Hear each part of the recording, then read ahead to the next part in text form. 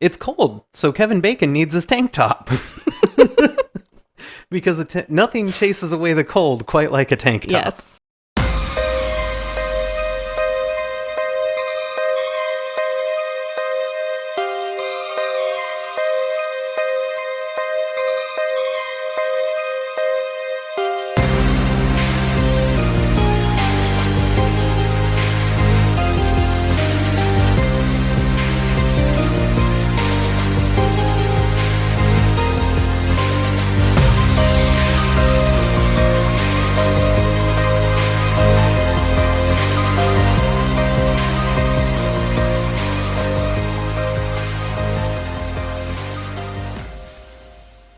Hello, and welcome to Franchise Frights Podcast. Hi, Mandy. Hello, Kam. How are you today? I'm good. How are you? I'm excellent. I just came off a 4-day weekend. I did not. No, you didn't. I worked all the days. You did. But 2 of my 4 days, I spent paranormally investigating for our haunted elementary school. Is that the official title? It's actually, I think it's Haunting at Farrar. Oh, it does have a title like that, though? Yeah. It's not just like the Farrar Schoolhouse? No, because I think that would make people think it was like an active school. Oh, that's true. But yeah, it was quite fun. I didn't get a lot of sleep. I went up and down a lot of stairs, and my butt muscles hurt. Then you realized how old you are. Yes. Anything else going on in our world? Not really. Football started. Yeah? Hockey starts soon. Horror movies are hitting the theaters. Yes. It's spooky. It is, and it's like cool outside. It doesn't suck anymore. I like it. Mm-hmm. You just tore down our pool. I did. Goodbye, pool. Well, not goodbye. It's more see you later. Yes. So I wanted to, again, give a shout out to the creator of our wonderful logo, Molly Mack. You can find her at Aunt Molly's Magic on Instagram for all of your art needs.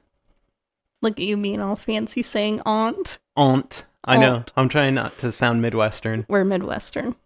And also, I realized that we screwed up in the episode that was released yesterday, and we didn't do a whole segment of our show, Who Are You, in the movie.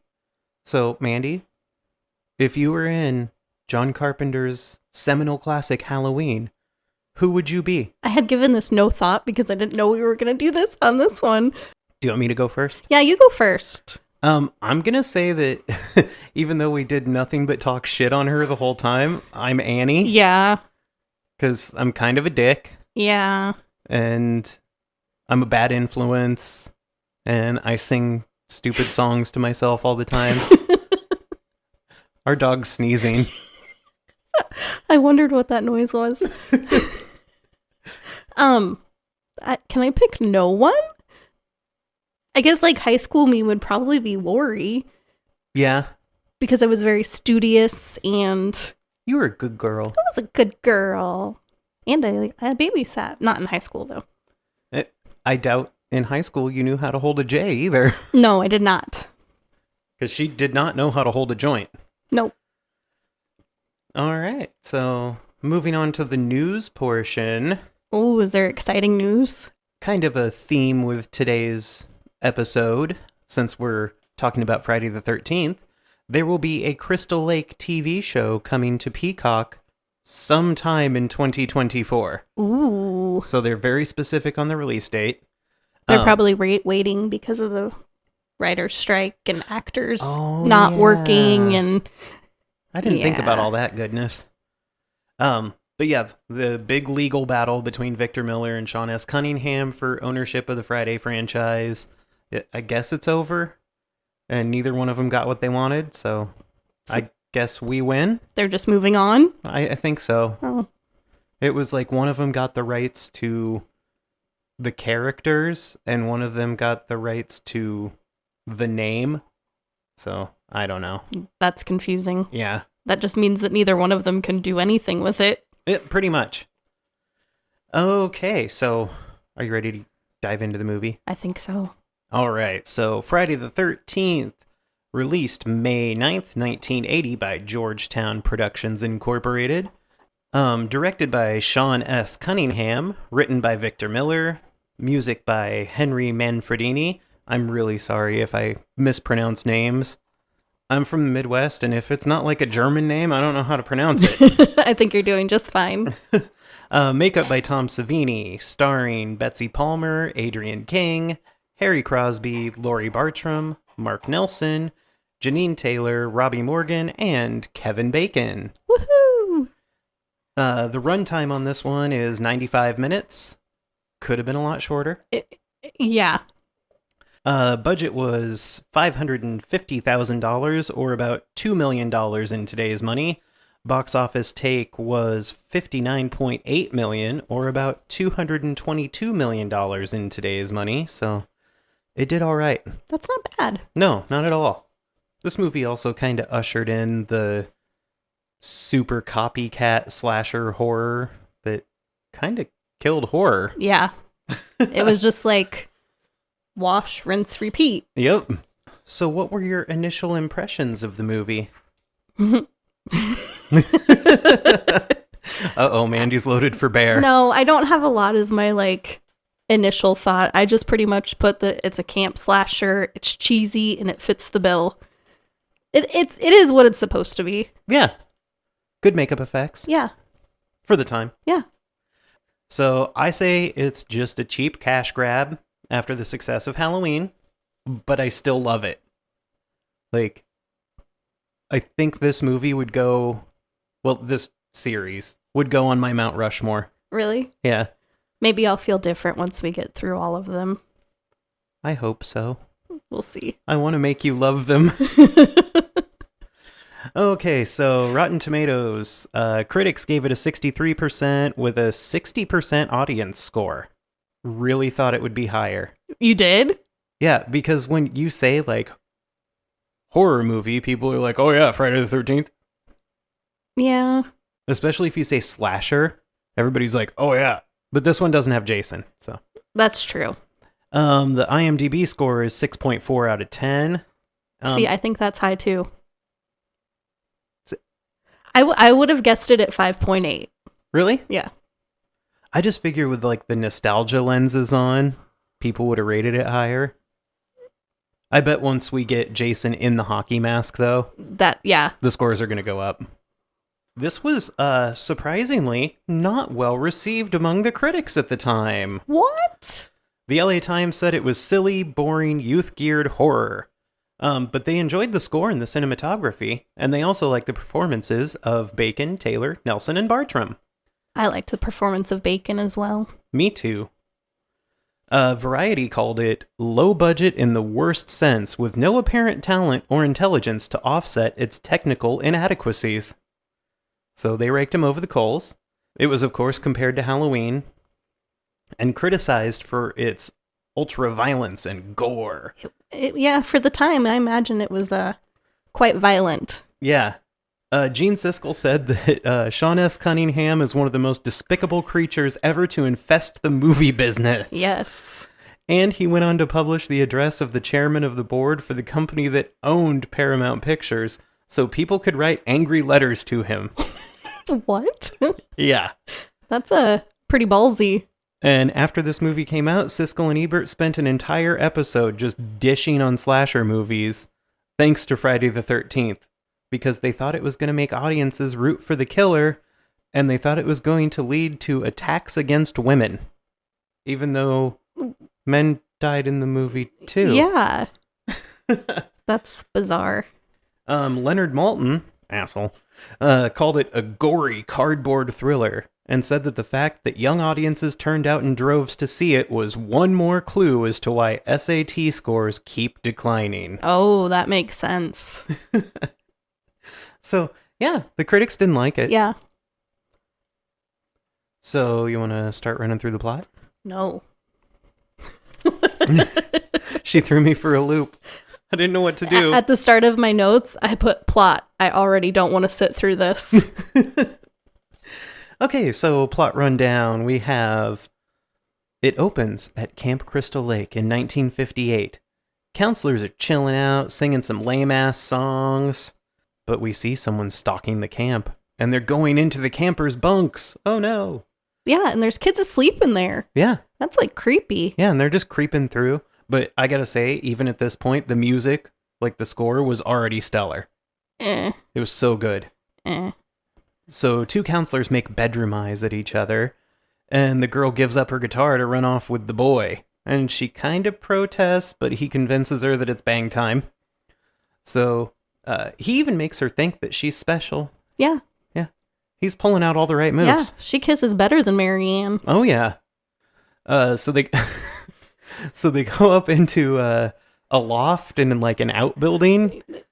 Yeah. And they lay on a blanket and they kind of start fooling around. He definitely wants to go farther than she does. Yeah, he has his pants undone. Yeah. And her shirt's unbuttoned. Yes.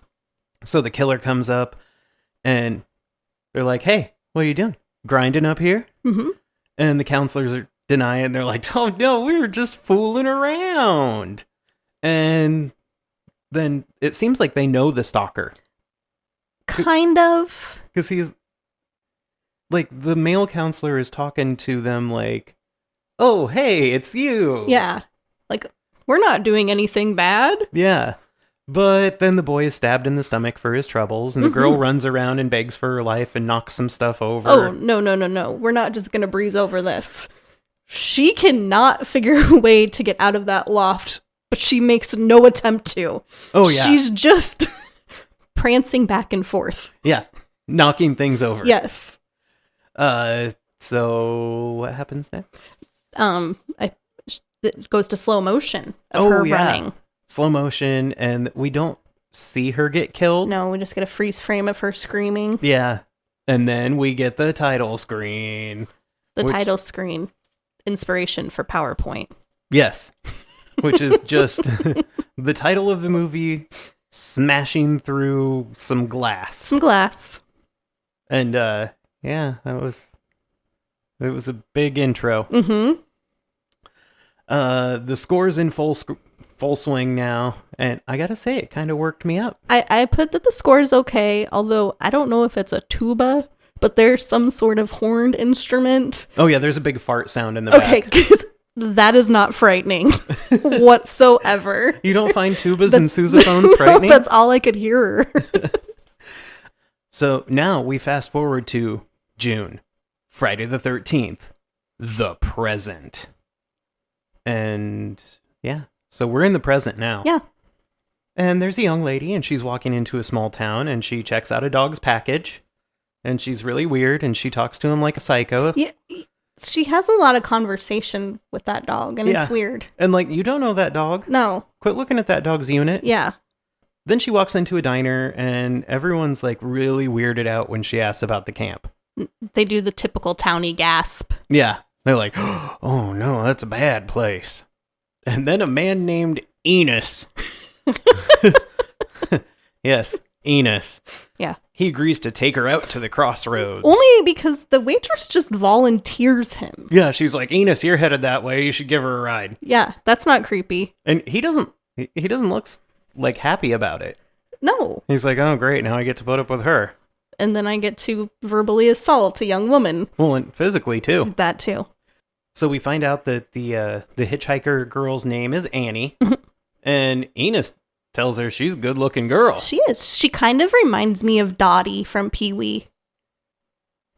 A little bit, yeah. I can see that. I don't know what it is. The face shape. Yeah. And then we get my favorite character, Ralph. Ralph. Ralph pops out. Yeah. And he's weird, and he tells him, you're going to Camp Blood, ain't you? It's got a death curse. Yeah. And he's awesome. Yeah, he has a lot of things to say. Yeah. So Enos decides to grab Annie's butt to help her into the truck. Mm-hmm. Help in Air Bunnies. He puts a hand on each ass cheek and pushes her up. Yep. Ralph rides away on his bike. Mm-hmm. So we cut to inside the truck. And it's awkward. And I don't think Enos has ever driven that truck before. No. Because he is shifting that thing like he's rowing a boat. It's not right. He creepily looks at Annie a lot, and Annie gives him weird smiles in return. And then stares out the window. Yeah. I wouldn't take my eyes off old Enos. No. Annie is so excited to work at the camp, too. Yes. She's going to be cooking for 50 inner city kids. Yeah. Any city? Any city. Any city. Inner city kids and some counselors. And she calls them kids here, which is important in a little bit. Yeah. So Enos gives her the rundown about the creepy camp. And he urges her to quit. He calls the camp jinxed. Runs through all the bad things that happened. A boy drowned in 57. 2 counselors murdered in 58. Bunch of fires. Oh, yeah. They Poisoned water. Yeah. They tried to open in 62, but the water was bad. Yeah. He says that the Christie family is Steve Christie is gonna end up like his parents, crazy and broke. And he said that Christie has to have put in $25,000 into the camp already. I looked that up. That's $92,000 in today's money. And I bet you're not pulling in a lot of money. But what did he put it in? Because when you get to the camp, nothing's done. Oh, he loves paint. That's a lot of paint. He does like paint. And then for some reason, Annie calls him an American original. Yeah. I don't know what that was. I don't either. I don't know if maybe that was like a pop culture reference at the time. Maybe. So Annie gets dropped off in front of a cemetery. Ooh, is it foreshadowing? Foreshadowing. So then we meet some more counselors. Ned's driving his truck down the road. Down the wrong side of the road. Well, he's just kind of in the middle. No, he's on the wrong side. We find out immediately that Ned is a horny bastard. Yes. And we get our first view of Kevin Bacon. Yes. For some reason, they're listening to banjo music. Yeah. I said it's very Dukes of Hazzard-esque. Yeah. And we meet Marcy, who's Kevin Bacon's squeeze. I'm just going to refer to him as Kevin Bacon. He's Kevin in all of my notes. I don't know anybody's name. He's not Jack. No, he's Kevin. No, he's Kevin Bacon. Oh, I just put Kevin. Well, then Kevin pulls off half of his shirt for some reason. Yeah. So that she can... I call her Pink Top. So that... so that Pink Top can, like, give him a shoulder massage with his buddy sitting next to her. Yeah, it's weird. It's odd. But they're having a good time. They are. They're excited. Yeah. I think everybody's really living out their dreams going to this camp. Mm-hmm. We know Annie is. Oh, for sure. So we see the iconic sign at the gate, and it shows Camp Crystal Lake, established 1935. Ooh, now we get the best character ever. And who is he? He's cult leader.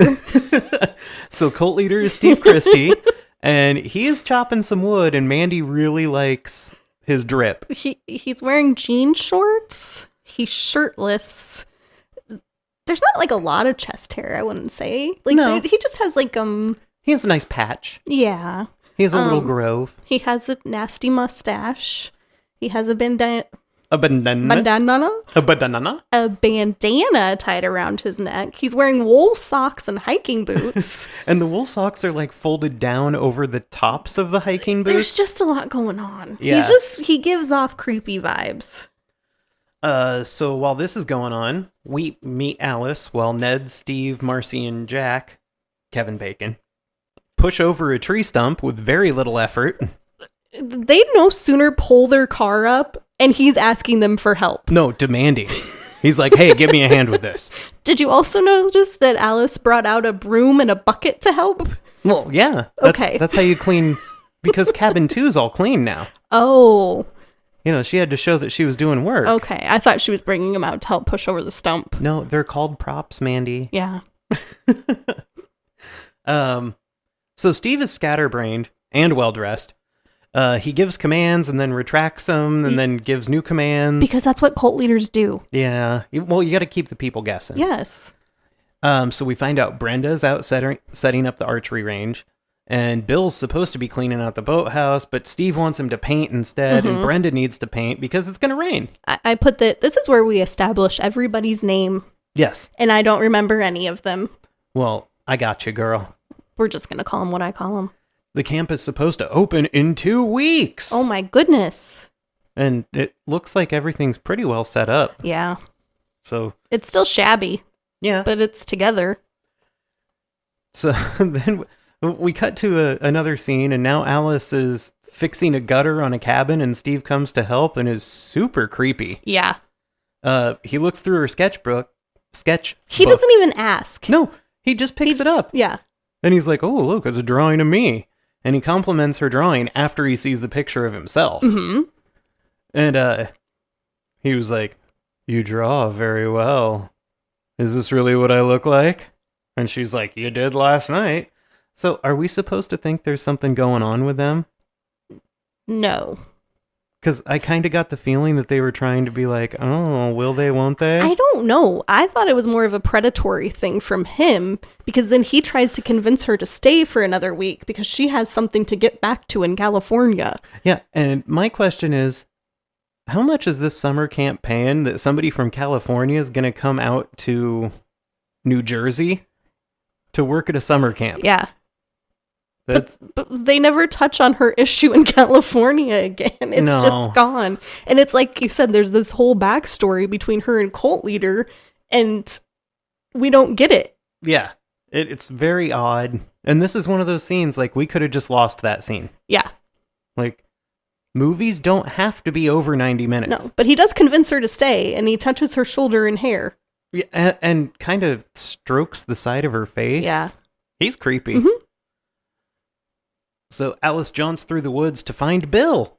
Bill! Bill's shirtless and wearing suspenders. I put that Bill looks like either Gallagher or Robin Williams. I could see that. Yeah. He's got a little mork going on. He did just, yeah, the vibe of the white pants and the red suspenders. I don't know. It just reminded me of both of them. But I also found out, did you know that Bill is Bing Crosby's son? I did. That's cool. We find out here that Alice is a horrible actress, and she acts about as well as the voice actors in the original Resident Evil game. I don't even know if I'm going to make it through the day. Yeah. Or week. Week. Yeah. Now Steve wants the archery range finished, even though he demanded Brenda stop working on it. So he has people painting, and then tells them that the huge rainstorm's coming. This is what cult leaders do. They give you tasks that are just, what do I want to say? Like frivolous? Yeah, like that just keep you busy. They just give you busy work. Well, idle hands are the devil's playground. Yeah. And if you're busy doing work, you can't think. Exactly. It's a way of brainwashing.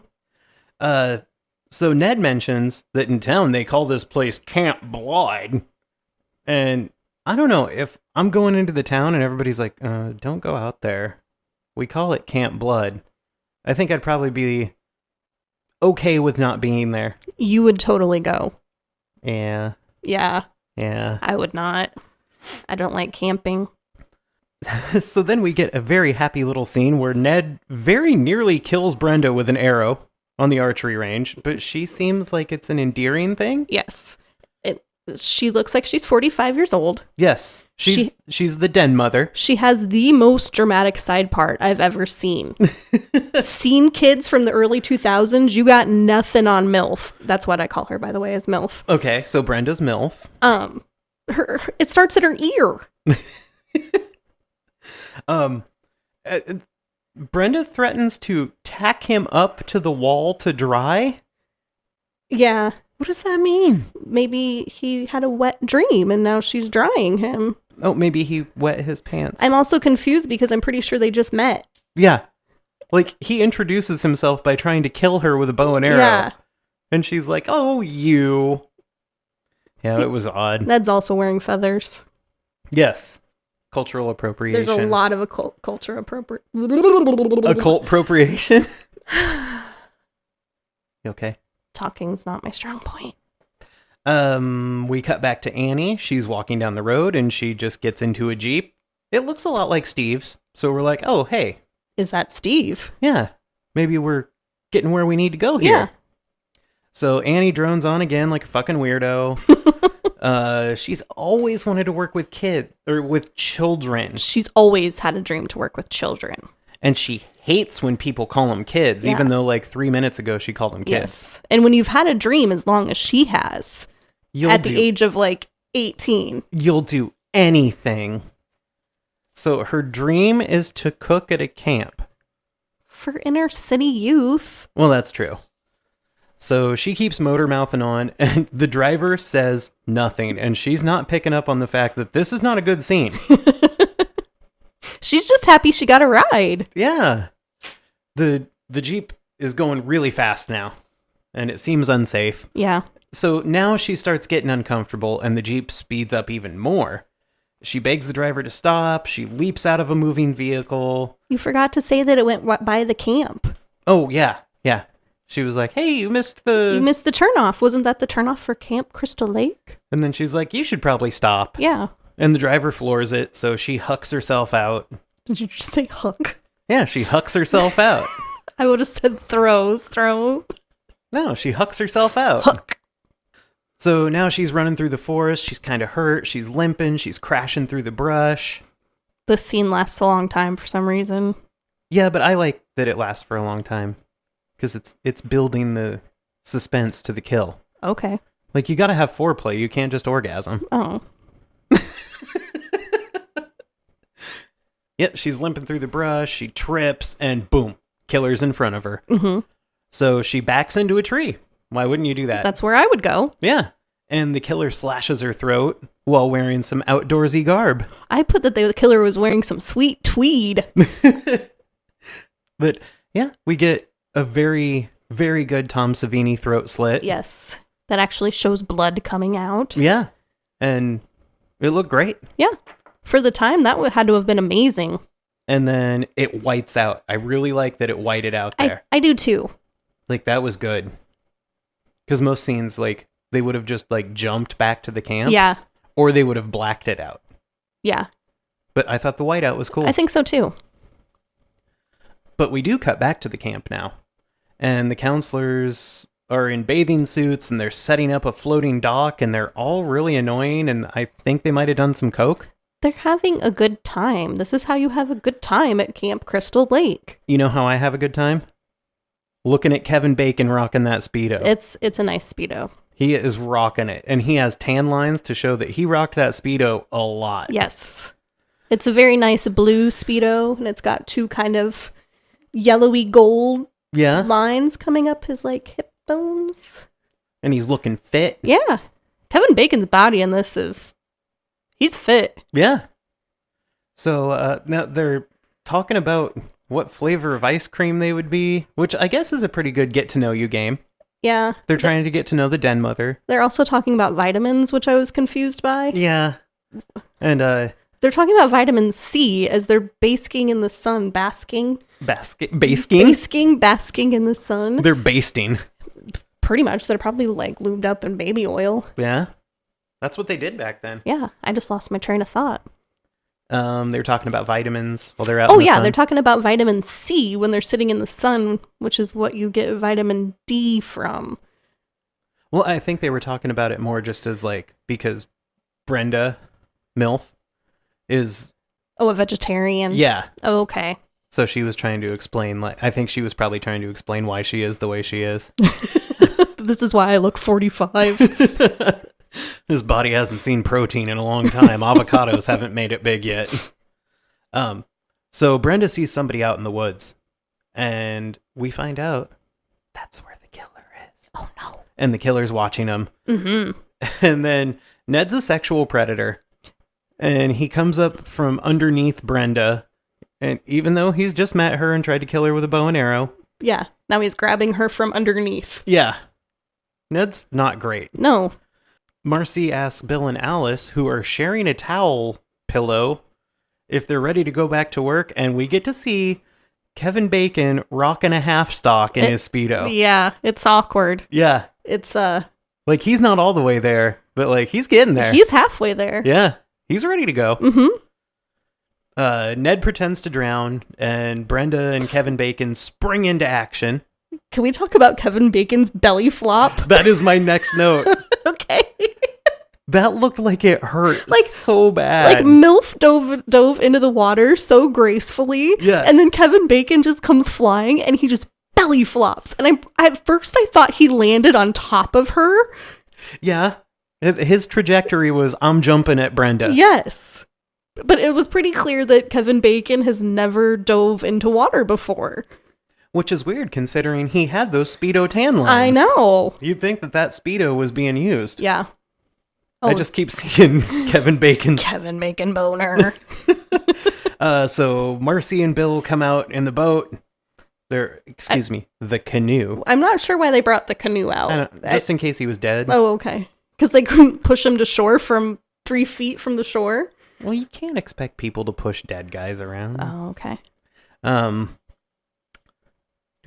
We We find out that Ned is faking it because Brenda tries to give him mouth to mouth, and then he's the sexual predator. he sexually assaults her. Yeah. And at this point, I put that. What's his name? Ned. Sorry. That Ned is an asshole, and I can't wait for him to die. So, yeah, Ned faked it, and the killer is watching from the woods, and that actually makes the killer a lot less creepy than Ned. Yeah. So now we cut to Alice. She is in her pink fluffy bathrobe. Alice is a Kmart Molly Ringwald. Oh, yeah. I didn't really notice it until she was in that pink, and then all of a sudden it was like, oh. When she was pretty in pink. Yeah, exactly. Well, there's a snake in Alice's cabin. Oh, no. It's a big snake, too. And Bill doesn't like snakes, but she calls Bill in. Apparently. And Jack and the rest are... I called him Jack. No, okay, first of all, when Bill comes in, he is holding a machete that he has just been whacking at weeds with. Yeah. You got to clear the paths. No, he's he's just wildly slashing a machete around. Yeah. But what are you going to do? It's not safe. Steve Christie's not there to tell him what to do. That's true. So the rest of the counselors just come spilling into the cabin. And Alice suggests calling the snake. And Bill makes a really good point here. How do you call a snake? But luckily, Kevin Bacon is still coked up. And he knocks over a bed table. All hell breaks loose at this point. They're all crouched down like they're like chimpanzees. Yeah. And it's like Call of the Wild or something. And then Kevin Bacon just breaks a whole bed. Yes. Like he just jumps on it. And then there's feathers everywhere. Yeah. And I also wrote that Marcy is clearly very excited by this because the nipples are out. Oh, I didn't notice. I always notice nipples. Ned chops the snake to pieces, and Marcy suggests they could cook it for dinner. And the pillow feathers are flying, and Bill looks super creepy. Yeah. Like, I think at this point we were supposed to be like, oh, wait, is Bill the bad guy? I think so, because at first they try to make you think it's cult leader because of the Jeep, and now that's like Bill just killed something. Yeah. So now we think, ooh, maybe he's the bad guy. And then right after he kills it, he puts the machete up on his shoulder and looks down at the snake like, killed it. He almost rubs it against his head, which is off-putting. Yeah. So now they're talking like, oh man, it sucks that Annie didn't show up. She's supposed to be quite a fine cook. And we're hungry. Yeah. So they start talking about what they can make. And Marcy says, making apple pie is no sweat. Isn't making apple pie kind of hard? Yeah. I think she was just, because she just met MILF. And so I think she was just kind of trying to impress her. Oh, yeah. Then Ned comes out in a headdress with his shirt tied around his waist. Almost diaper-like. Very diaper-like. And he's hooping, hollering. And yeah. He's just being an ass. Yeah, because he is. Ned's an ass. And then a cop shows up and accuses Kevin Bacon of smoking pot. You know, the Colombian gold, the grass, the hash, the weed. Dig it? He's convinced they're all on drugs. Oh, yeah. Well, I was convinced that they were all on coke for a while. I don't think they're on coke. But I put that cop would definitely shoot first and ask questions later. Oh, yeah. Well, he does use a racial slur in referring to Ned as Tonto. Yes. Yeah, he's creepy. He's weird. Yeah, but he's looking for Crazy Ralph. Mm-hmm. And Crazy Ralph likes to get drunk and preach. And Kevin Bacon really likes the motorcycle. He does. He is petting the motorcycle. He is admiring the motorcycle. I was ready for him to lick the motorcycle. Oh, he really wanted to get on the CB radio. Yes. Which, he's not authorized to use that. No. The cop gets called away and looks like he's never ridden a motorcycle before. What is that? And his motorcycle has mailbox letters on it that just spell out police. Well, they just had to work with what they had. Yeah. But him turning that bike around is one of the most awkward scenes I've ever seen in movie history. And it goes on way too long. Oh, there's a lot of scenes that go on way too long. And I'm starting to question if that guy was really a cop. I don't think he was. Or is this whole town just really weird? So we cut to Alice. She is in the kitchen. She opens the pantry and out pops Ralph. And he declares himself a messenger of God. He says the word curse about 1,000 times. You're doomed if you stay here. The place is cursed. Cursed. It's got a death curse. And then he says doomed about 1,000 times. And then he leaves on his bike. Yeah. And he rides like he's drunk. So we think he's drunk. He scampers out of the cabin, gets on his bike. Then we find out that Brenda is a vegetarian, and she said that hamburger looks like dead animals. Oh my gosh. Well, it is. MILF smart. Yeah. The town power lines are lousy. We find that out. But luckily, what does the camp have? A generator. A big generator. But can we talk about how she turns the light on, well, tries to turn the light on. No light comes on. Their first thought is to go to the generator. Well, she says, maybe it's a bad bulb or something. And then Bill is like, oh, Steve told me that the town power lines suck. Yeah, I'd probably go check another light. Maybe they did in a deleted scene. No, there's no deleted scenes in this movie. They were struggling to reach that 90 minutes. I just said that was thought that was a very manly thing to do. Oh yeah. Let's go play with the power thing. Well, and you can see that like Bill and Kevin Bacon are kind of like battling for the alpha role. Yeah, they both want to be the top man. Yeah. But I really liked this scene because like everybody was in the kitchen and they were all cooking together and it was kind of cute. You kind of feel the bond. Yeah. So Bill, Brenda, and Kevin Bacon get the generator going as night sets in. Marcy and Kevin Bacon. Marcy and Kevin Bacon. Pink Top. Yes. That's what you call her? Pink Top and Kevin are making out. And Ned's watching from afar. Yeah, he's really creepy. Yeah. He seems like he's jealous, but he looks a little pensive.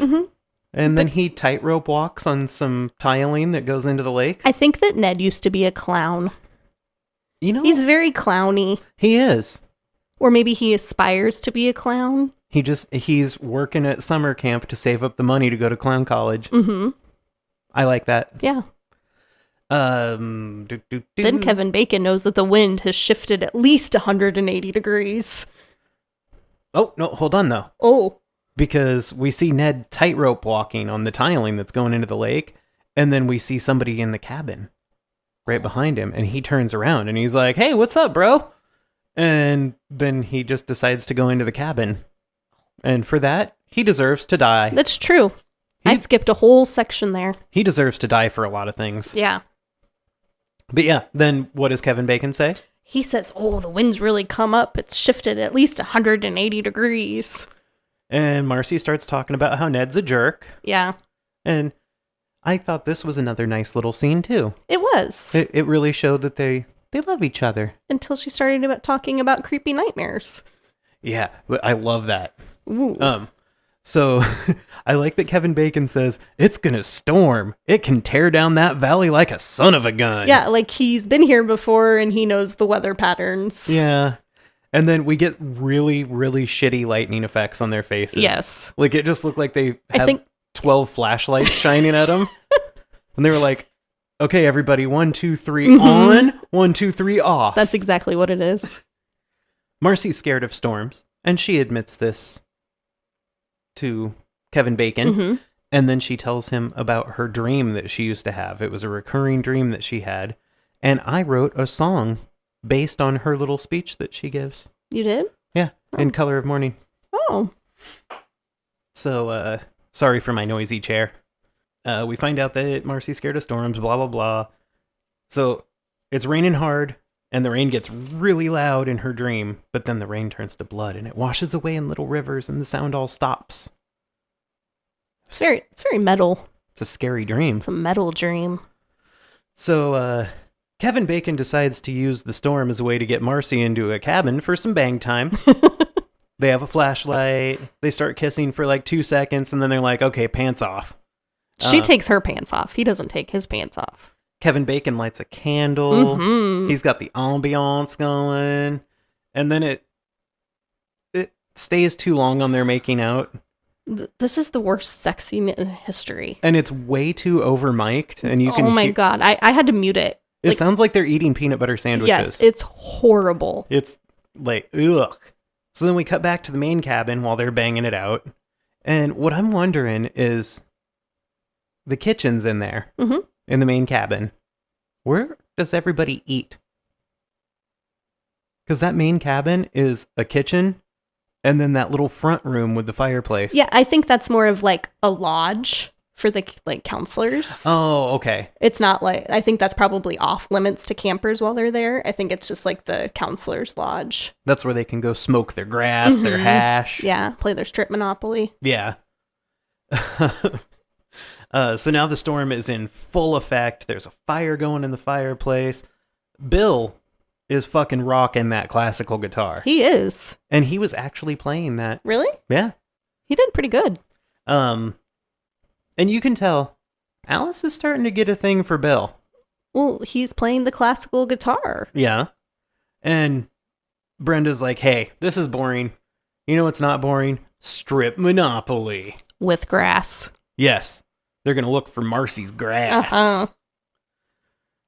Then we cut back to Kevin and Pink Top doing it again. Well, I wanted to ask, like, in the early 80s, was it just okay to steal somebody else's weed? Was it just like, oh, you know, it's okay. We can just smoke some of her weed. She won't mind. Maybe, oh no, because she says, see if she left some. Because I was like, well, maybe when she left, she was like, hey, that's still over there. You guys can enjoy. Yeah. But no, they probably just stole it. Yeah, that's not cool. Eh. So we go back to Kevin Bacon and Pink Top. And they're just hotly banging it out in a bed that a little kid's going to sleep in a couple weeks. It's uncomfortable. And we find out that Ned is laying right above them, dead from a slit throat. Oh, no. And now the banging's done. So we're going to cut back to the main cabin. They're drinking and smoking. They're just having a good time. Now Kevin Bacon has a handful of boob. Yes. Like, he is really going after that boob. Like, I questioned as to whether they could show two boobs at a time, because his hand is firmly attached to her breast. Even when she's, like, rolling, his hand stays on her boob. Well, to defend Kevin Bacon here, if I get a hold of a boob, I don't want it to go away. Oh, okay. Because it's just going to run away. Yeah. Boobs run away. And then Marcy tells him, you are so fine. That's weird. Yeah, it's a little weird. And then she leaves to go pee. Yeah. And it's cold, so Kevin Bacon needs his tank top. Because nothing chases away the cold quite like a tank top. Yes. So, yeah, he tosses on his tank top. The strip Monopoly is going down. Alice and Bill, they're getting pretty close. There's some flirting going on there. Yeah. Oh, and I was so jealous because they're drinking beers out of the short bottles. Oh, I didn't notice. I want short bottles. And now we go back to Kevin Bacon. He lights a joint. He lays back in the bed. Don't forget that children are going to be sleeping in here soon. It's 2 weeks. And it's just got his love juices on it. And now he's smoking weed. Well, while he's laying back, some blood drips on his head from above. Almost like blood raining from the sky, like in Marcy's dream. Oh my gosh, there's so much foreshadowing in this movie. I know. The writers are geniuses. But can you imagine if the blood had started falling on him during the sex? You would never want to have sex again. Like, if they No. got out of that cabin with their lives intact, they'd be like, well, I'm celibate now. Yeah. Might as well go into the priesthood. And now we get the best kill in the history of horror. It's pretty good. Handcuffs up from underneath the bed, grabs Kevin Bacon's head, pins him down, and then from behind his throat, an arrow pokes out. Underneath. Well, behind? It's the back of your neck. It's Yeah. not the bottom of your neck. Yeah, but he's laying down. It's at the back of his neck, so it comes from behind. Your back is still your back, even That's- if you're okay, laying down. But if I'm laying on the bed and you come from underneath, you're not coming from behind, you're coming from under. No, you're wrong. Agree to disagree. But yeah, that is the best kill. It's very, very good. Although you can tell that Kevin Bacon's head is up there and his body is under the bed and it's like Yeah. a wax dummy. Okay, so imagine you're the killer. You grab his head. How do you know where to stab? Like, Just talent. that was just magical. It's like X-ray- divine intervention. X-ray camera. Oh, now we cut to Marcy, and she's in the bathroom building. Okay, I know it's raining, but why is she like running a mile to go pee? Yeah, there's an outside there. Bitch, pop a squat. Well, and you've already shown that you don't mind banging in a little kid's bed, so Yeah. just pee on the porch. Yes, just like take one step outside and she's already down to her underwear. Like, Yeah. it'll take 2 seconds. But no, she had to run all the way to the bathroom. Mm-hmm. The killer comes in, and we get a foot fetish flashlight scene, Mm-hmm. and it stays way too long. Yeah. So Marcy's reading the stall graffiti, and which I liked. 40 Yards to the Outhouse by Willie Make It. Oh, come on, kids. You can do better than that. I thought that was funny. It's not good. Then she goes and she's washing up, and she mimics Katharine Hepburn in the mirror while she's washing her hands. She does a hell of a Katharine Hepburn She impression, does. though. I don't understand why. Well, what I don't understand is, like, sometimes she is a really good Well, actress. she does a Mae West impression, too, when they're on the dock. Rocket Yeah. Road. So, is she an aspiring actress? Or Maybe. is the character, or is the actual actress just like, hey, look at my other talents? If you guys are making a biopic about Mae West anytime soon, look at your girl. Yeah. I will say that her pink top and white panties is a very good look for her, though. Yeah, she's looking good. Mm-hmm. She's a very pretty lady. Yes. So she's creeped out because she keeps hearing the noises. But instead of just leaving, No, she thinks it's Kevin. Kevin's hiding somewhere. she's like, I'm just going to turn on the sink. Like, no, you're creeped out. Mm-hmm. Just run back to Kevin Bacon. Yeah. You don't even know he's dead. She hears more noises and thinks it might be Ned or Jack. I would be worried if it was Ned and I Yeah. was in my underpants. So she decides to investigate instead of running, which means she deserves to die. Mm-hmm. Listen to some true crime. Always run away. So she goes into the shower room and says, Ollie, Ollie, in free? No, I've always heard Ollie, Ollie, oxen free. it's oxen free. She looks disappointed that there's no one in there fucking with her. So this is a little bit of bad acting, which I don't understand because she oscillates between like pretty solid actor Mm-hmm. and absolute dog shit. Yeah, like her dreams, like speech That was is excellent. awesome. Um, Maybe she just can't act scared. yeah, but the axe to the face kill, Mm-hmm. brutal, beautiful. I loved that it ended with the light swinging back and forth. Yes, her scream is awful here, though, Yeah. and her face is even worse. Mm-hmm. But she gets an axe in the face, so that's pretty cool. Yeah.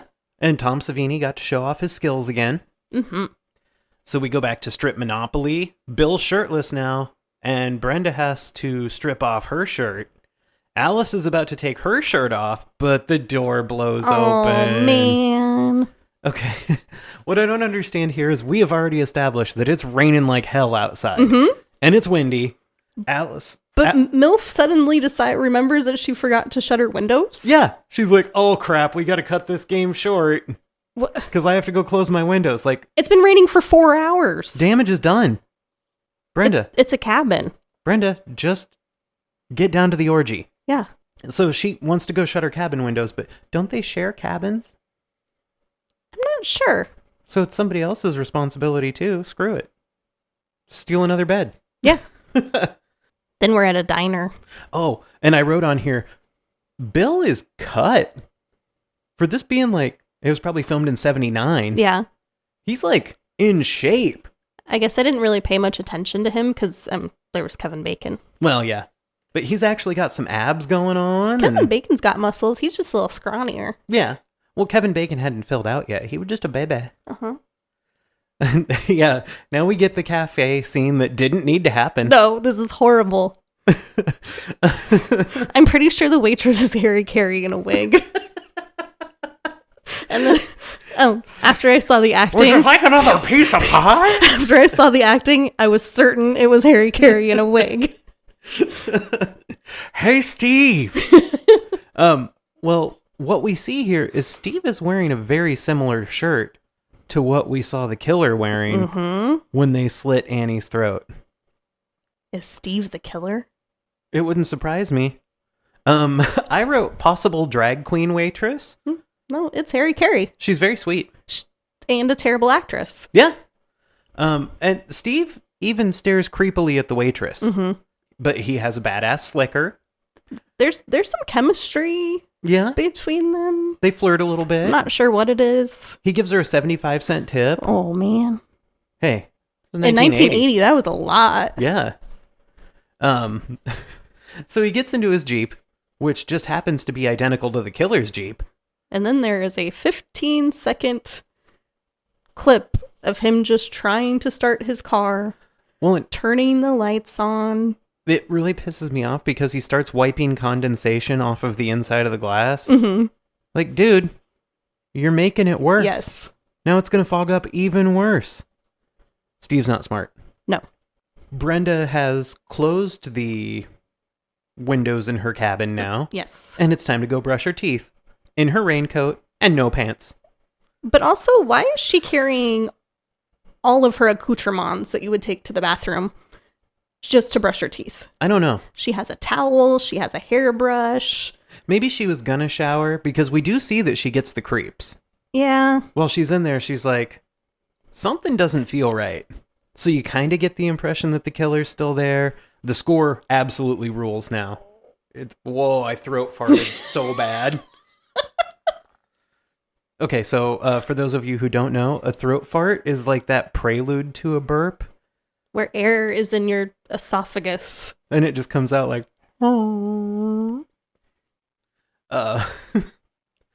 So Brenda looks right to where Marcy was just killed.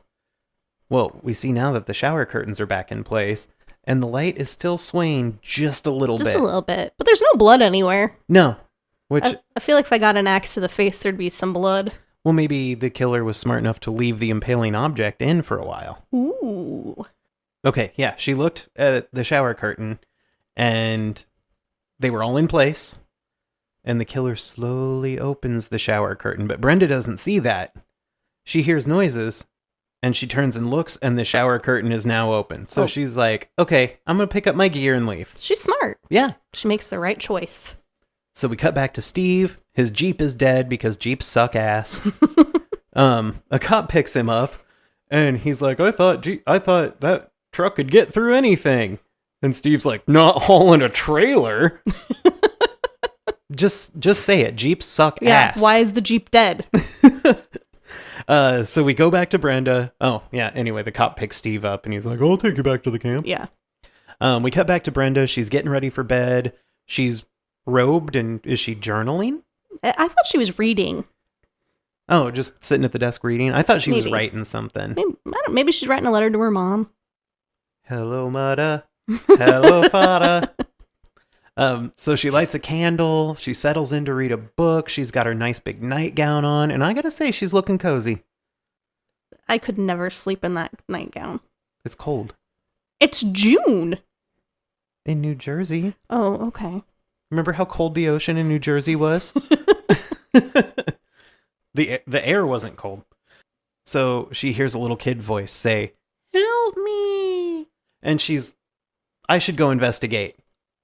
You know there's no children there. In the middle of this rainstorm, when I'm pretty sure there was a killer just in the bathroom, and it scared me enough that I left. Yeah. I'm going to go try to save the child. She's a born counselor. Apparently. She's a better counselor than me. So she follows the voice, and now her nightgown is just sopping wet. Mm-hmm. And the little boy voice asks her to come quickly and help. And Brenda's soaked. She sounds really annoyed at this time. Like, I really think she was annoyed with the director. Mm-hmm. Like, I am fucking miserable. Yes. So she goes back to the archery range where we saw her almost die earlier. Oh, no.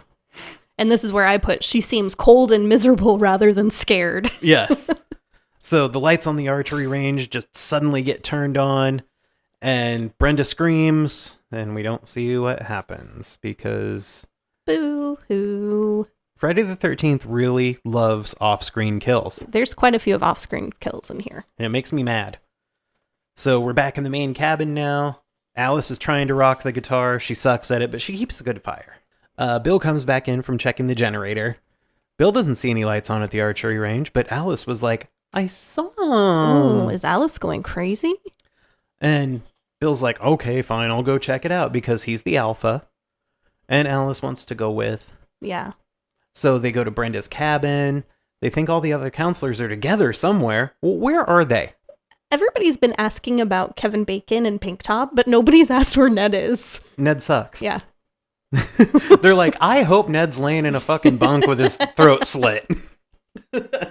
So they find the bloody axe laying in Brenda's bed, and Alice busts out some horrible acting. What is going on? They try to find the other counselors. Finally, they're not just like, oh, they're probably all off together somewhere. Okay, so now they go into the bathroom, and they see that the bathroom just doesn't feel right. And Alice is like, okay, I think we should call someone. And Bill's like, I think this is a big joke. So they go to the main office to try to call someone. Alice breaks a window to get in. She's a badass. Yeah. We find out the phone lines are cut. Oh, no. And the camera stays on it for about 46 seconds. Mm-hmm. Way too long. A long time. They try to take Nettie's truck, but it won't start. And so they just raise the hood in the middle of the downpour and like, let's just stare at it and let the engine get all wet. Well, yeah, and then she asks him what's wrong with it, and he says, it's wet. Yeah. Well, it wouldn't be wet if you would put the fucking hood down, Bill. But I feel Bill there. Yeah. When something's wrong with the car, I raise the hood and go, I don't know, it's wet. Yeah. Alice suggests they just leave. What'd she say? It's like only a mile to the road or something. And he's like, nah, we should just stay here. There's got to be some sort of explanation for all this. And now it's Bill's turn to be a really bad actor. Yes. So we're back to Steve. He's in the cop car. And the cop says Friday the 13th brings out all the crazies, rapes, accidents, murders. Oh my goodness, and it's a full moon on top of it. Oh no. Friday the 13th and a full moon. That's like the worst combination ever. Yeah. Well, the cop gets called away for an accident. You know, case in point, Friday the 13th, full moon, there's a car accident. So he drops Steve off, and the rain stopped now. And Steve's hiking it back to camp. No, he's like strangely jogging. Well, yeah. But we see the sign, and it's illuminated, and the night birds are singing because they can come out now.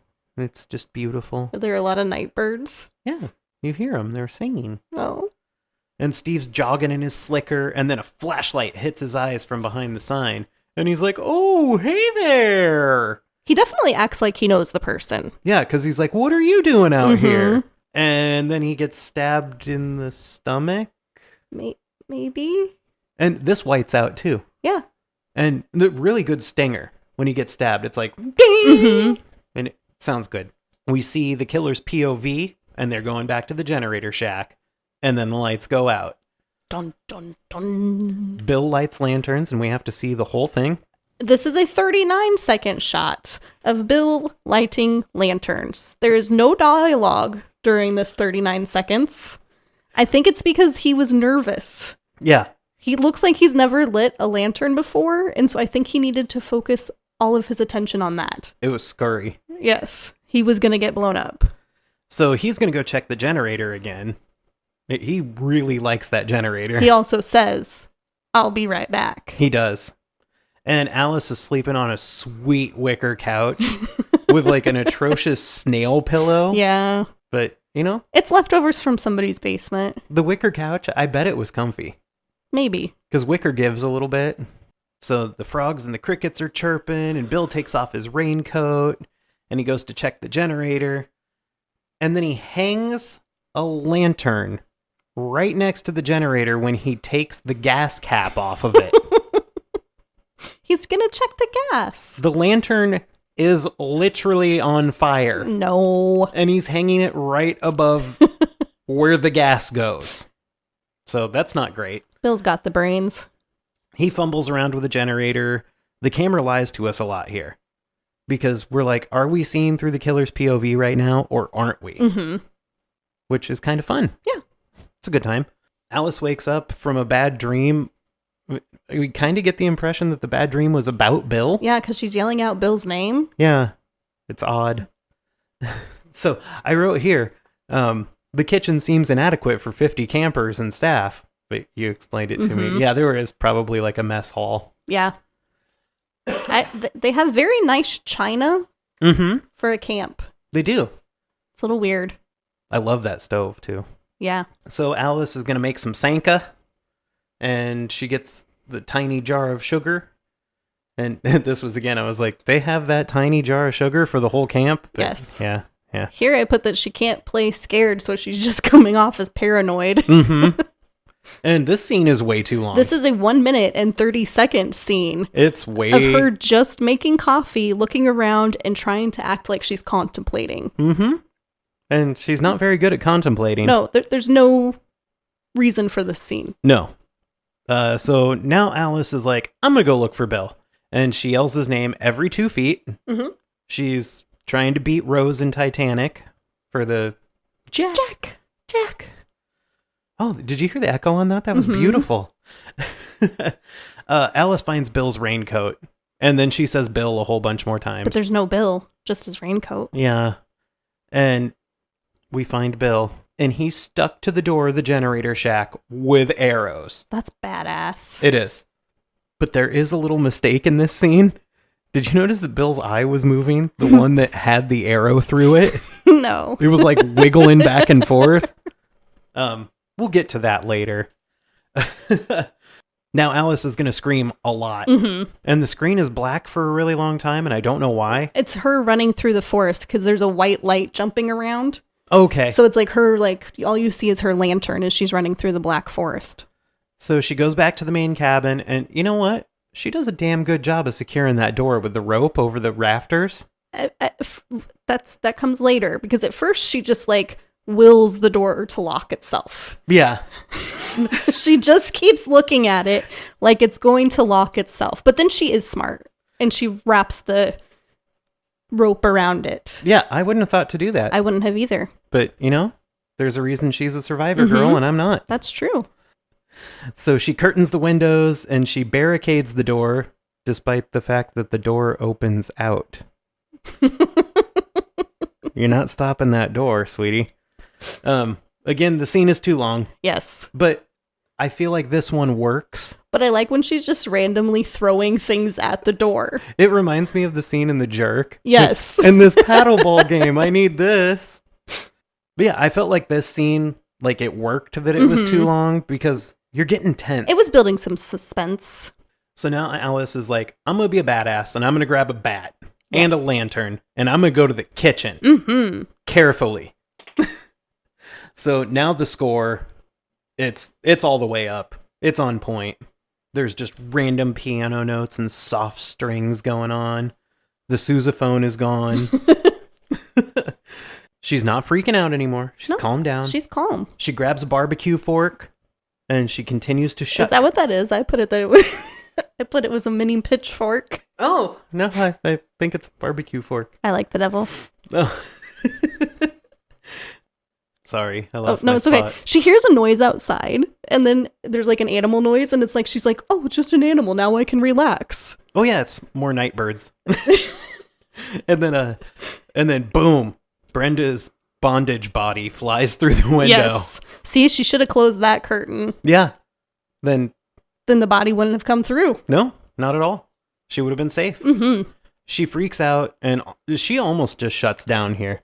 She tells the body to get out. Yeah, well, I would too. I'd be like, get the fuck out of here, dead girl. MILF ain't getting up and walking out. No.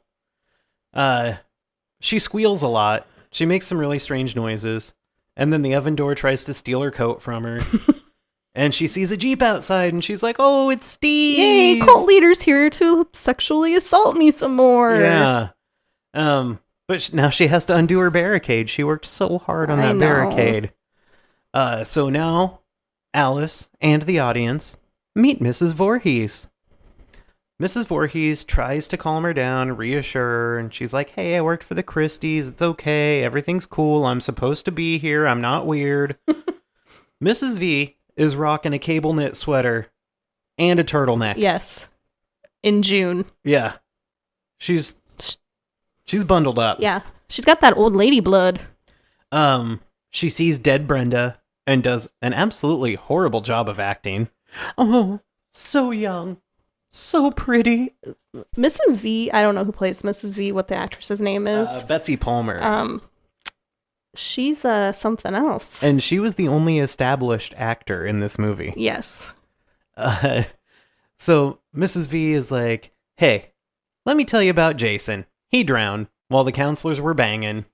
Well, she was a cook. No, while they were making love. Oh, yeah. They were making love. She was a cook at the camp, and then she shakes Alice violently. She's wild. Mm-hmm. She's just a wild lady. She calms down a little bit and says, Jason wasn't a very good swimmer. And now she completely dissociates. And she's like, see, he was my son. And today would have been his birthday. It's Jason's birthday? It's Jason's day bay. Oh my goodness. She doesn't want the camp to open again. Who could blame her? And then all of a sudden she is like blaming it all on Alice. She's like, you let him drown. You never paid any attention. At this point, she's having a psychological breakdown. Yeah, she's completely lost it, which is weird. Because early in the movie, like, you feel like the killer is very controlled and methodical and like... I questioned, why are killers always quiet until they get to their final victim? Yeah. And then they're like, Here, let me tell you a story. Let me tell you the whole plot. I think it's for us. I think so, too. So now the final chase between Alice and Mrs. V can start. Alice clocks Mrs. Voorhees and runs out of the cabin. Good move. Mm-hmm. She runs to the Jeep and finds Annie's body and screams and run. Bad move. Mm-hmm. The Jeep was there. Just take the Jeep. Yeah. I don't care if there's a dead girl in it. It doesn't matter. No, just go. Then Steve comes flopping down from a tree. How do they do that? I don't know, but it was very a la Bob from Halloween. It was. And he has a knife stuck in the middle of his chest. Mm-hmm. Then Mrs. V comes out of the cabin and she's listening for Alice. She sees Alice running. She's talking in her creepy Jason voice. Yeah. And then she's just like having a conversation with herself. Don't let her get away. I won't. Yeah. Yeah. It's creepy. So Mrs. V, she's like, hey, I need some lights on. So she goes and fixes the generator.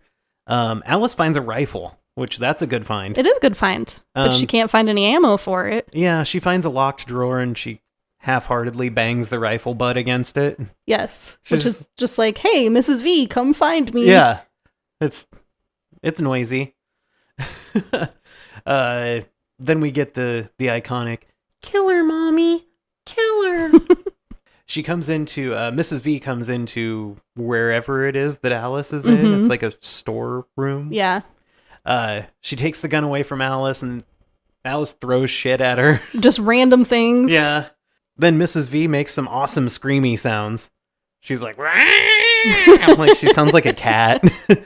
And then she slaps the bejesus out of Alice. Slaps the shit out of her. Like, I put that it was very soapy, though. Like, yeah. Well, she was a soap actress. Oh. Yeah. I want to say it was One Life to Live. Mm. That was where... But yeah, it was the forward and then backward slap. Like, that has soap written all over it. She gave her the pimp hand. Yes. But after she gets done slapping the shit out of her, she throws her into a nice collapsible table, and you can see that it's a collapsible table, and it falls onto a nice mattress. And then we get some really, really bad fight choreography. Yeah. Like, they're just holding each other's shoulders a lot and spinning. The fight choreographer, I think God called in sick today. yeah. But then Alice punches Mrs. Voorhees right in the groin. Yes. She pretty much cunt punts her. Yeah. And hey, that's effective. It works. It drops her. She decks her, sends her flying into a stack of mattresses. Because there's just a lot of mattresses laying around. Yeah. And then Mrs. V gets up and she's stalking Alice, who decided to hide behind a deck near the water. Well, she was hiding, and then Mrs. V went running by her, and so she doubled back, which is actually quite smart. Okay, I'll give you that. Now, the score is all like deep strings. Oh, it's so good. This is the worst scene, I think. Because there is a montage of the moon, Yeah. Mrs. V's disgusting teeth, and then Alice running. Yeah. And it's just all overlapping each other, and I can't look at Mrs. V's mouth. And we get another voiceover. Killer, mommy. It's just uncomfortable. Alice runs back to the main cabin, and she looks at dead Brenda again. And this scene is way too long, and it's way too dark. She shuts all the lights off, and then she goes to the corner, and she's like, "You can't see me." Yeah, I'm hiding. And for some reason, this scene is really long. Yeah. So she gets the bright idea, let's go hide in the pantry because the pantry locks from the inside. Yeah. That It's makes no sense. It's a pantry panic room, I guess. Well, Mrs. Voorhees is in the cabin now, and she is outside the pantry, and it sounds like she's acting a damn fool out there. She's smashing everything. She's hitting stuff. Lights turn on in the kitchen, and Alice is like, I'm going to put my ear to the door, see what's going on out there. That's smart. Yeah. So then she has a nice little sit down with her back to the door. And we see the doorknob turn, the door's rattling, and then... That is kind of a cool shot, though, when she's, like, leaning up against the pantry door, and then all of a sudden you see the door start to rattle. Yeah, it looks good, yeah. But it's nonsensical. No. So, let's see. Mrs. V starts hacking at the door with a machete, and there's more horrible fight choreography. Alice fends off the machete with a cast iron skillet. She clocks Mrs. Voorhees with the skillet, and we can see blood running out of the back of her head. And then Alice decides to leave the machete and run away. Yeah. You've got her knocked out. Well, she saw the blood. She assumed she was dead. Never assume they're dead. I know, but Alice isn't a very smart girl. Hasn't she seen Scream? No, at this point, she decides that she wants to take a walk on the beach. Oh, yeah. And contemplate life. So she wanders to a canoe. She has another sit down with her back to the danger area. At first, I thought she sat in the canoe, which would make sense. She does not. No, she just kneels next to it. Next to the canoe. But it's a good thing she didn't get in the canoe. Because if she was in the canoe, who knows if she could have seen the reflection of Mrs. Voorhees coming up behind her. And Mrs. Voorhees has the machete, and she chops a fucking boat oar in half. That's a machete. She's strong. That's a machete. This is the worst fight scene ever. It's not even a fight. They wrestle poorly. It's just bad. Mrs. Voorhees tries to impale Alice with the boat oar after knocking her down. They wrestle badly again. Mrs. V gets full mount into a double stranglehold on Alice. And then she bites her? She's like, I'm going to bite you. That's what chicks do in fights. Yeah. But then, Alice is trying to crawl away, and she grabs the back of her head and starts slamming her face into the ground. Oh. And the sound effects there were so... Ugh. Yeah, you can feel that. Yeah. Alice manages to get the machete, and there is a horrible slow motion decapitation. Then we get slow-mo running towards Mrs. V. During the decapitation, we see the hands come up, and they're grabbing at the stump of the neck, and they're like, where'd my head go? I have to give props to the makeup department, though. Tom Savini. Like, it's pretty good. The neck stump looked amazing. Yeah. Alice drops the machete again. Well, yeah, you don't need to keep the weapons. I still would. I don't know. At this point, she ain't coming back. Well, yeah, but you don't know if there's two. What if there's two? I don't think you think that far ahead. They would have to pry that machete out of my hands. Mm-hmm. And now she's just going to take the canoe for a spin. Now we just get light, happy music. She's safe. And she gets in the canoe without a paddle. Yeah, she just slept on the lake in the canoe all night. She's got her hand dipping in the water. A cop car shows up. Mm-hmm. Nobody called the cops. No. Phones were down. Yeah. Why are the cops there? I don't know. The cops see Alice in the canoe. The cheesy score continues while a cop comes to the bank and inaudibly yells for her. And just his body language tells me he's a bad actor. Like, he has his hands on his hips and he's yelling. He's trying to be authoritative. I'm like, this guy's a bad actor and I can't even hear what he's saying. So now Alice wakes up in the hospital No, you missed. Oh. No, sorry. I just wrote that Alice wakes up. Oh. So she wakes up from her little canoe nap. With her hand in the water. She has a stupid grin on her face. Yeah. She's like, oh, it's a cop. I like cops. I'm safe. And then she puts her hand back in the water. Mm-hmm. And then zombie Jason capsizes the boat. Yes. He looks like baby Voldemort. Oh, okay. Is that the Harry Potter? Okay, yeah. The bald dude, Snake. Those movies blow. But think about it, though. He does look like a little... He's like... Kind of, yeah. He's like the baby Yoda version. He's like baby Voldemort. But his eyes all deformed. Yeah. Jason's cute in his own way. So now Alice wakes up in the hospital and she's screaming her ass off. Yeah, but they're pumping her full of Valium. I know. I wrote down the doctor orders 10 milligrams of Valium and I'm like... She's doing good. I'm like, hook me up. And then the doctor's looking all accusingly at the cop when Alice is getting the shot in her butt. Like, don't look at that girl's butt, you creepy cop. And the cop informs Alice that her parents are coming and everyone else is dead. And she was pulled from the lake. Yeah. They thought she was dead, too. 2 cops pulled her out of the lake. And then she says, what about the boy? Jason. And it's horrible acting. Very, very bad acting. And the cop didn't find any boy. Well, then he's still there. And then we get a very dramatic score, and Alice is looking just left of the camera lens. She's not staring down the pipe, but she's close. Yeah. And the camera's zooming in. She has beautiful eyes. She does. She's actually quite pretty. She is. And she still is. She's a good-looking gal. We cut back to the lake, and it's all serene, and we're zooming in on it. There's a nice shot of the trees reflecting in the water, and the score here sucks so much. It's pretty bad. There's like synthesizers. It's so not the end of a horror movie. No. And then we get the credits.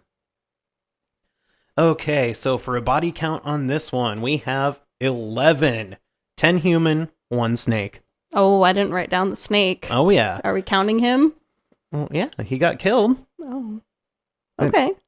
There's the sad note to that, too. Did they really kill a snake? Uh-huh. Oh. So, male counselor, knife to the stomach. His name's Barry. Yeah, it is. I know his name, but I don't know the main character's name. So, female counselor, do you know her name? Claudette. There you go. Unknown cause of death. It was off screen. We can assume she was stabbed. Mm-hmm. Annie, nice throat slit. Ned, off-screen throat slit. Kevin Bacon, arrow through throat. Kill of the week. Marcy, axe to the face. Honorable mention. Steve, stabbed in the chest. Yeah. It happened off-screen. Stabbed somewhere. Brenda, mutilated and tied up. I don't know what happened to Brenda. Bondage death. I don't know. I don't know. It was off-screen. Bill, pinned to the door with arrows. Off-screen. Mm-hmm. Everything's off-screen. Mrs. Voorhees, decapitated with a machete. Her head was hacked right off. Right off. That head got hooked. Snake, hacked up with a machete. Oh, poor Snake. Okay, without your rating, What are your reactions to the movie after watching it critically? It's like they had a very good outline of a movie, but they never wrote the paper. Yeah. I like that. Like, all the parts were there, but they didn't finish it. I wrote that it just seemed like a cheap Halloween ripoff, but without the suspense and the terror. Yeah. There's nothing scary about this movie. No, it's just candy-colored gore. Yeah. I think that was the big thing, is that it was gory. Yeah. I did like that it had a female murderer, because you don't see that. And especially that it was, with all the violence and the gore, that a female caused that is... That was ahead of its time. Very ahead of its time. This movie could have been a lot shorter. It could have been 45 minutes. I could have done without all the nature shots. Yeah. But then you do get to see a cute little river otter at one point. Oh, yeah, he was a cutie. You can keep that. Just cut the rest of it. I wrote that the acting fluctuates a lot. It's like they had two different directors. Yeah. Like, sometimes they're pretty solid, but most of the time it's, like, almost hard to watch. Yeah. The score, I loved it. Until the final credits. The setting was great. And the cinematography was actually pretty good. For the most part. Without the horrible acting, I thought it felt real. Yeah. Like, I believed that those characters were out there for a reason. I believed that the killer was stalking them through these woods. I was kind of disappointed with the killer, though. Yeah. She just doesn't do it for me. There was a lot of other routes they could have taken. Yeah. And, hey, make it the mom of the kid who died in the lake, but she doesn't have to be a raving lunatic. Horrible fight choreography. Terrible. The worst. But I'm going to end on a positive note. The makeup effects. Tom Savini. So, would you like to hear some production facts? I would, because I couldn't find very many that I found interesting. Sean S. Cunningham actually worked with Wes Craven during Last House on the Left. This movie was admittedly inspired by Halloween. Original title was A Long Night at Camp Blood. Ooh. There was another movie previously named Friday the 13th, and the rights holders threatened to sue, but it was settled out of court. But wasn't it Coland, like the orphan, or... Yeah, okay. Friday the 13th, the orphan. Yeah. Tom Savini had the idea for Jason to come out of the lake. Could have done without that. He just wanted to do some more makeup. Yeah. The casting was not looking for great actors, and that's exactly what they got. They did a great job at their job. Do you know who they wanted for Alice initially? No. Molly Ringwald. Sally Field. Wasn't she kind of old? Yep. Okay. And she was too expensive. Oh. Jack, Ned, and Marcy, the actors who played them, all knew each other before being in Friday the 13th. They'd done plays together. Oh, that's cool. So that's why it seemed so... organic. That they were friendly. Mm-hmm. And going back to that first scene where they're in the truck together, knowing that they knew each other before that, it really shows. Bill was played by Harry Crosby, Bing Crosby's son. Annie and Enos were not ever in the truck together. What? So they were talking to stand-ins. That's weird. Because of the way the cameras had to be set up. Yeah, I mean, I get it, but I don't like thinking about things like that. It's weird. Betsy Palmer only agreed to be in the movie because she needed a new car. And she referred to the movie later as a piece of shit. I hope she got a really good car out of this. She was on set for 10 days and was paid $1,000 per day. So she got 10 grand in 1980. You can get a good car for that. The camp scenes were filmed in a Boy Scout camp that is still standing and currently operates as a summer camp. That's awesome. I want to go. Can I go to summer camp? Can I go next summer, Mommy? Yeah. Betsy Palmer actually clocked Adrienne King in practicing the slap scenes. I read that. Because she was a stage actress, and in plays, they actually do slap each other. Mm-hmm. But can you imagine that? Not knowing that's coming and just getting it? And they said Adrienne King just sat down on the ground and started crying and looked at the director and went, "She hit me." A lot of people get the noises for the theme song wrong. It's not ch ch ch. Do you know what it is? It's ma. Yep. Because it's supposed to be like kill mommy. Mm-hmm. Movie was filmed in 28 days. They secured funding without a script. The only thing they had was the title screen. Oh. So these people were like, oh my god, PowerPoint's going to kick ass. PowerPoint's going to be the best thing ever. The script was written in 2 weeks. You can tell. Uh-huh.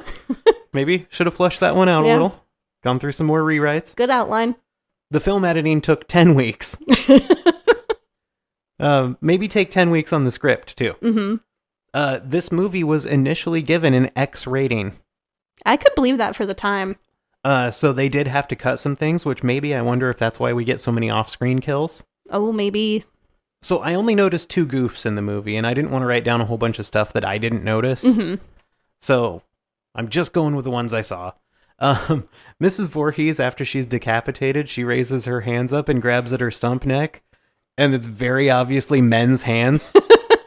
They're big, they're burly, and they're covered in hair. Oh. And then I brought up earlier Bill's eye twitching. Yeah. Even though he was supposed to be dead. Okay. Any final thoughts? Hey, what character are you? Well, we got to give our rating first. Oh, we do? Yeah. Okay. That's how we do it. My rating's 4.